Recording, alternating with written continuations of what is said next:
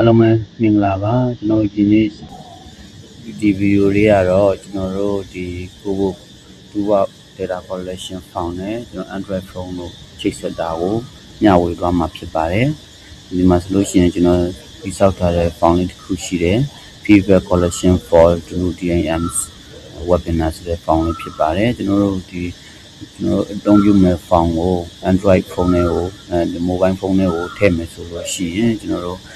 ဒီစောက်ထားတဲ့ found ကို deploy လုပ်ဖို့လိုပါတယ်ဒီမှာကျွန်တော် deploy နဲ့လုပ်ပြီးသားဖြစ်တဲ့အကြောင်းမလို့လိုပေါ်နေရပါကျွန်တော် deploy မလုပ်ရသေးဘူးဆိုလို့ရှိရင်ကျွန်တော်အဝါရောင်လေးနဲ့ပြနေမှာဖြစ်ပါတယ်အဲ့မှာဆိုလို့ရှိရင်ကျွန်တော်တို့ဒီမှာ collect data ရှိပါတယ် collect data ရဲ့အောက်မှာရှိတဲ့ကျွန်တော်တို့အမျိုးအစားတွေကိုဒီ link မျိုးစားတွေကိုကျွန်တော်ရွေးရမှာဖြစ်ပါတယ်အဲ့မှာ Android application ဆိုတာရှိပါတယ်အဲ့ဒီဥစ္စာကိုကျွန်တော်တို့နှိပ်ရမှာဖြစ်ပါတယ်နှိပ်ပြီးပြီဆိုလို့ရှိရင်ကျွန်တော်တို့ဖုန်းထဲမှာသူ့ရဲ့ညွှန်ကြားချက်အတိုင်းပဲပေါ့နော်ကိုလက်ဒီ file ကိုapplication ကိုကျွန်တော်တို့ download ဆွဲရမှာဖြစ်ပါတယ်ဆွဲပြီးလို့ရှိရင်ကျွန်တော်တို့စသူပြောတဲ့အတိုင်းပဲဆောင်ရွက်ရမှာဖြစ်ပါတယ်အဲ့တော့ကိုလက်ကို download မယ်ဆိုလို့ရှိရင်ကျွန်တော်တို့ Play Store တွေကိုသွားလိုက်ပါ Play Store တွေကနေပြီးကြတော့ကျွန်တော်တို့ကိုလက်ကိုလိုက်ရိုက်ပြီးကြတော့ရှာရမှာဖြစ်ပါတယ်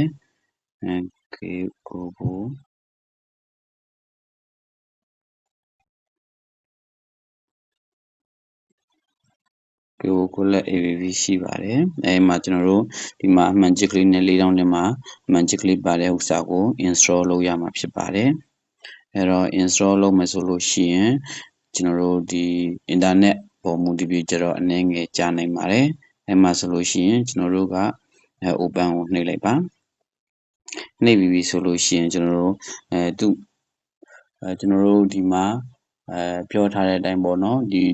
server မှာကျွန်တော်တို့ပြောထားတဲ့အတိုင်းပဲကျွန်တော်တို့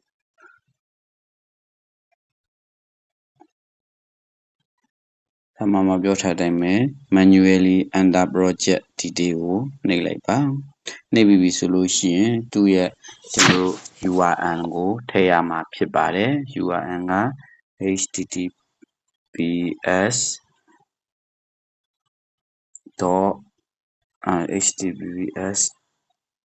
sorry //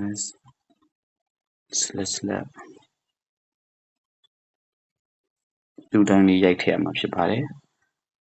kc.kobo.org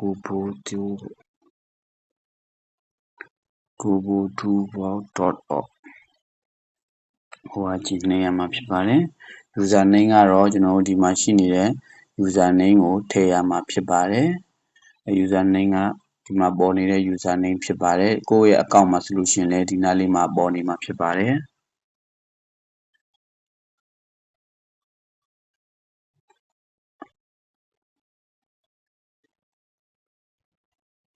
password ကတော့ကိုရိုက်ထားတဲ့ password ကိုကျွန်တော်တို့ထည့်ရမှာဖြစ်ပါတယ်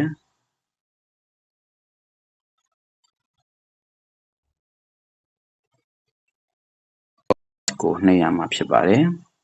အဲဒီမှာကျွန်တော် save မလားမ save ဘူးလားမေးနေပါတယ်အဲ့တော့ကိုကြိုက်တာကိုလုပ်ပါအလောင်းကိုနှိပ်လိုက်ပါဆိုလို့ရှိရင်ကျွန်တော်တို့ချိတ်သွားပြီဖြစ်ပါတယ်ဒီမှာ username DTO and ဒီမှာလည်းကျွန်တော်တို့ username DTO-DTO ချိတ်သွားဖြစ်ပါတယ်အဲ့မှာဆိုလို့ရှိရင်ကျွန်တော်တို့ကဒီမှာပြထားတဲ့အတိုင်းပဲကျွန်တော်တို့ဒီ select download file ကိုနှိပ်ရမှာဖြစ်ပါတယ်အဲ့တော့ download file ကိုနှိပ်လိုက်ပါဒီမှာကျွန်တော်တို့ feedback collection file ချိတ်သွားပြီဖြစ်ပါတယ်နောက် refresh လေးလုပ်ရင်လုပ်လိုက်ပါအဲ့တော့ပြီးလို့ရှိရင်gas selected ဆိုဒီမှာစီမံချက်တွေအများကြီးဖြစ်နေတယ်ဆိုလို့ရှိရင်တော့အောက်မှာတန်းစီပြီးကြာလာမှာပေါ့နော်အခုကျတော့တစ်ခုပဲဆောင်ရွက်ထားတာဖြစ်တဲ့အတွက်ကြောင့်မလို့တစ်ခုပဲကျွန်တော်ရှိနေရပါတော့ဒီမှာအမှန်ချစ်ကလေးကိုဖြုတ်လိုက်ပါတကယ်လို့မလိုအပ်တဲ့ဖောင်တွေအများကြီးမချိတ်ချူဆိုလို့ရှိရင်ခုတော့ဒီမှာ feedback collection for WDIMS webinar ဆိုတာကိုကျွန်တော် click လုပ်လိုက်ပါပြီးရင် get selected ကိုနှိပ်လိုက်ပါဒီဆိုရင် all download success ဆိုတာကိုပေါ်လာပါပြီအဲ့မှာဆိုလို့ရှိရင်ကျွန်တော်တို့ကဒီမှာ start new file ကိုနှိပ်လိုက်ပါနှိပ်ပြီးလို့ရှိရင်ဒီ account လေးကိုယူလိုက်ပါယူပြီဆိုလို့ရှိရင်ကျွန်တော်တို့ဒါဖြည့်လို့ရပြီပေါ့နော်အစမ်းတစ်ခေါက်လောက်ဖြည့်လိုက်ပါမယ် okay ဒါတော့ရည်ရွယ်ချက်ပါဒါကတော့ကျွန်တော်တို့ဒီမှာပါဝင်မလားဆိုတာကိုမေးထားတာဖြစ်ပါတယ်ပါဝင်မယ်ဆိုရင် yes ကိုနှိပ်လိုက်ပါပြီးရင်ကျွန်တော်တို့ next ကိုနှိပ်ရမှာဖြစ်ပါတယ်ဒီဘက်မှာချက်ဖြည့်မယ်ပြီးရင်ရွေးချက်ပြီးရင် next ကိုနှိပ်မယ်ပြီးရင်အတက်ကိုလည်းရွေးမယ်ပြီးရင် next ဖြည့်မယ်ပြီးလို့ရှိရင်အနည်းဆုံးတစ်ခုတက်ဖူးပါတယ်လားပေါ့နော်တက်ဖူးပါတယ် okay ပြီးလို့ရှိရင်ဘယ်စီစဉ်တွေကိုတက်ဖူးလဲပေါ့နော်တက်ဖူးတဲ့စီစဉ်တွေကိုရွေးလိုက်ပေါ့နော်ရေးပြီးလို့ရှိရင်ကျွန်တော်တို့အမှမျက်စွန်းတွေမြောက်ရတဲ့လူတွေကပေါ့နော်ဆရာဆရာမတွေကဘယ်လိုချက်တွေဖြစ်လဲပေါ့နော်အဲလိုသူကတကယ်တော့အများဆုံးတွေ့ရတဲ့အချက်၃ချက်ကိုရွေးခိုင်းတာကျွန်တော်၄ခုရွေးထားတာပေါ့နော်အဲ့တော့ဘာဖြစ်မလဲဆိုလို့ရှိရင်ရှေ့ဆက်သွားလို့မရတော့ဘူးပေါ့နော်ဘာဖြစ်လို့ဆိုတော့အဓိကအချက်၃ချက်အတိအကျရွေးပေးပါလို့ကျွန်တော်သူကဆိုထားတယ်ပေါ့နော်အဲ့တော့တစ်ချက်ကိုဖြုတ်ရမှာဖြစ်ပါတယ်ဖြုတ်လိုက်ပါဖြုတ်လိုက်ရင်ကျွန်တော်ရှေ့ဆက်သွားလို့ရပြီငလျောက်ခဲတဲ့ free webinar ဆွေးနွေးတဲ့အကြောင်းကိုယ်ပိုင်တွေ့ကြုံရစိတ်ကျဉ်နှံ့မှုချီနေတို့ဖော်ပြပေးပါကျွန်တော်လွန်ကျဉ်နေတယ် okay ပြီးလို့ရှိရင်အဲ့ကိုရွေးချယ်တဲ့နံပါတ်1အတွက်ကြတော့ဘယ်လိုလဲပေါ့နော်အခုကတော့ကျွန်တော်ကစမ်းနေတာဖြစ်တဲ့ကြောင့်မလို့ testing လို့ရိုက်လိုက်မယ်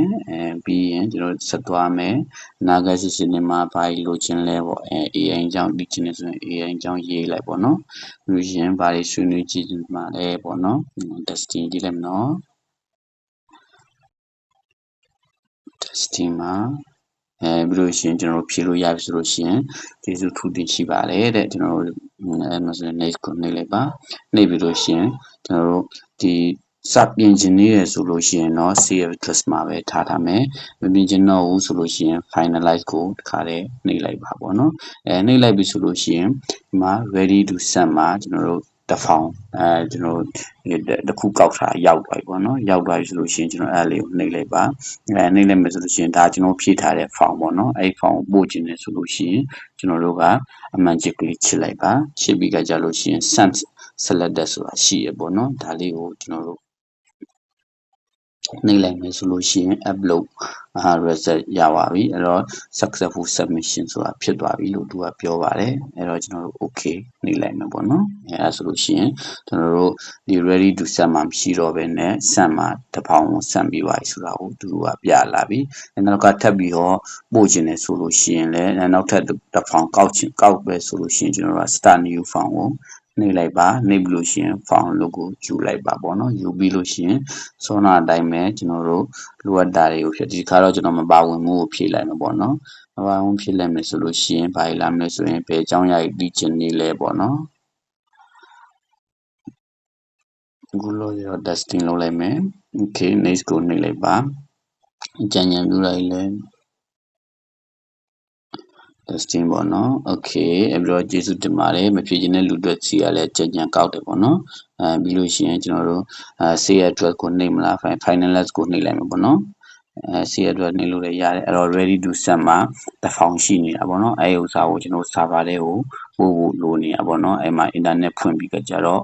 ပို့လိုက်ရုံပါပဲပို့ပြီးလို့ရှိရင်ကျွန်တော်တို့ click အမှန်ကြီးချစ်လိုက်ပါအမှန်ကြီးမချစ်ရင် select အနည်းဆုံးတစ်ခုတော့select လုပ်ရမှာပေါ့နော်ပြီးခုမှ save ထားတဲ့ file တွေအကုန်လုံးကို select လုပ်ပြီးတော့ကျတော့ send selected ကိုနှိပ်ရမှာပေါ့နော်အဲတော့ကျွန်တော်တို့ send selected ကိုဒီအမှန်ကြီးချစ်လိုက်ပါချစ်ပြီးလို့ရှိရင် send selected ကိုနှိပ်လိုက်ပါအဲတော့ found successful submission ဆိုတာတွေ့တော့ okay နှိပ်လိုက်ပါ